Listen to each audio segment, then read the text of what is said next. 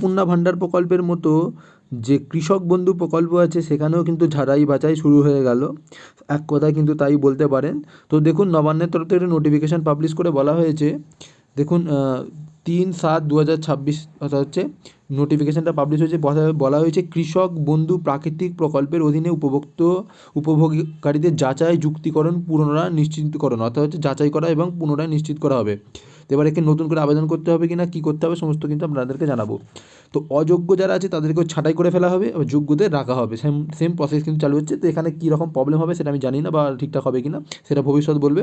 তো বলা হচ্ছে যোগ্য কৃষকদের আর্থিক সহায়তা নিশ্চিত করার লক্ষ্যে কৃষক বন্ধুর প্রাকৃতিক KBN প্রকল্পের অধীনে সরকার সফলভাবে যাচাই, যুক্তিকরণ এবং পুনরায় নিশ্চিতকরণ কার্যক্রম গ্রহণ করে সিদ্ধান্ত নিয়েছে। বর্তমান উপভোক্তাকারীদের বিষয়ে নিম্নলিখিত বিষয় সম্পর্কে কার্যক্রম সম্পাদিত হবে।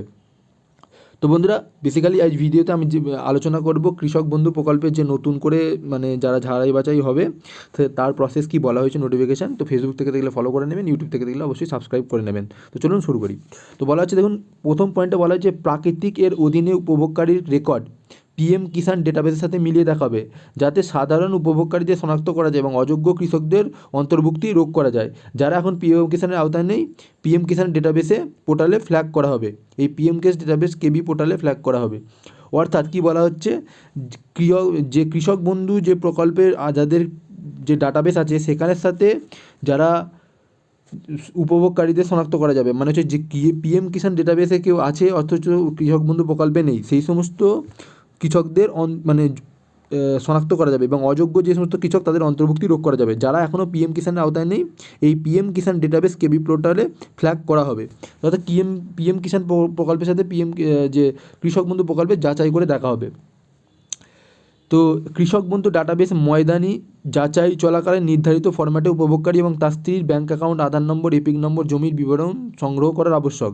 যাচাইয়ের মাধ্যমে এটাও নির্ধারণ করা হবে উপভোগকারী কোনো স্থায়ী কর্মচারী, কেন্দ্রীয় সরকার বা রাজ্য সরকারের সংস্থা, পঞ্চায়েত, পৌর সংস্থা, সরকার অনুমোদিত প্রতিষ্ঠান বা কর্মরত কিনা বা কোনো আয়কর প্রদানকারী কিনা, এই মানদণ্ড পূরণকারী উপভোক্তাকারী শনাক্ত এবং KBN পোর্টালে ফ্ল্যাগ করা হবে। অর্থাৎ হচ্ছে বেসিক্যালি পোর্টাল থেকে চেক করে যারা অযোগ্য তাদেরকে ফ্ল্যাগ করে বাতিল করা হবে, পরিষ্কার বলে দিয়েছে। কিন্তু বলা হচ্ছে মৃত্যুবরণকারী স্থানান্তর মুছে ফেলা এবং অনুপস্থিত ভোটার SIR-এর যাদের নাম বাতিল হয়েছে, যেটা আপনি সকলেই জানেন, অর্থাৎ SIR বা CA-তে নাম আছে তাদের কিন্তু নাম বাতিল যাবে। এটা আমি পুরো বললাম না, এটা কিন্তু সেম সব জায়গাতে যেমন হয়েছিল এটাতেও সেম বলা হয়েছে। এখানে বলা হচ্ছে একটা ফর্ম কিন্তু ফিল আপ করতে হবে, সেটা কিন্তু বলে দিয়েছে। Photocopy Aadhaar card beneficiary spouse, EPIC beneficiary his her আর স্পাউস, কপি অফ ROR ল্যান্ডের, photocopy of bank account beneficiary shall be collected, initial verification acknowledge with unique serial number. তো অ্যাকনোলেজ ফর্ম দেওয়া হবে, ইউনিক সিরিয়াল নাম্বার সাথে এই সমস্ত ডকুমেন্টগুলো দিতে হবে। কী কী দিতে হবে? ভোটার কার্ড, ROR ল্যান্ডের যে ROR কপি আছে সেটা, ব্যাঙ্ক অ্যাকাউন্ট, বেনিফিশিয়ারির আধার কার্ড, এই সমস্ত ভোটার কার্ড, এই সমস্ত ডিটেলসগুলো কিন্তু দিতে হবে। Application found complete, all respect shall be verified uploaded portal by authorized personnel. After the verification of record, recommendation will be mark and verified, should forward the application into next competent authority for final approval rejection. তো বুঝতে পারছেন যে সমস্ত কিছু verify করার পর প্রথমে দফায় ভেরিফাই হবে এবং সেকেন্ড দফায় অ্যাসিস্ট্যান্ট ডিরেক্টর অফ এগ্রিকালচারের কাছে বা ব্লক যে এক্সটেনশন অফিসারের কাছে যে তথ্য দেবে সেটা কিন্তু ওখানে যাবে ভেরিফাইয়ের জন্য। সেটা ভেরিফাইয়ের পর অ্যাপ্রুভাল বা রিজেক্ট করতে পারে। District magistrate and block development officer shall provide necessary man power, legislation support and timely completion. তো এটা কিন্তু গভর্নমেন্ট অ্যাডমিনিস্ট্রেটিভ নোটিশ আছে, এটাও বাদ দিন। After completion of field verification, all beneficiary shall subject to back end verification in duplicate check, land record verification, Aadhaar NCPI verification, income tax verification, PM Kisan matching, government employment personal verification. তো বুঝতে পারছেন এই সমস্ত normal যেগুলো হয়ে যাওয়ার পর এই সমস্ত গভর্নমেন্ট ডেটাবেস থেকে এগুলো কিন্তু চেক করা হবে।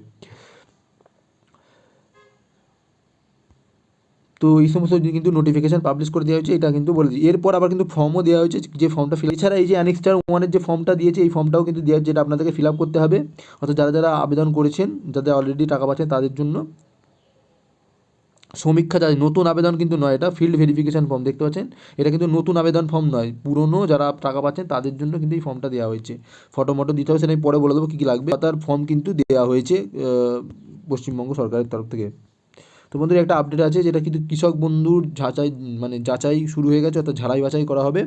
যার মধ্যে যোগ্য কৃষকরাই টাকা পাবেন, যাদের পিএম কিষানের নাম আছে তবেই কিন্তু টাকা পাবেন। পিএম কিষান ডেটাবেসের সাথে চেক করে কিন্তু ফ্ল্যাগ করা হবে। বাকি যেমন আধার, অন্নপূর্ণা ভণ্ডারের মতো আপনাদের ইনকাম ট্যাক্স বা ট্যাক্স প্রদান করেন কি না, বা কত টাকা ইনকাম বা এরকম জিনিসগুলো চেক করা হবে, সেটা কিন্তু তথ্য আগেই বলে দিয়েছি আপনাদেরকে।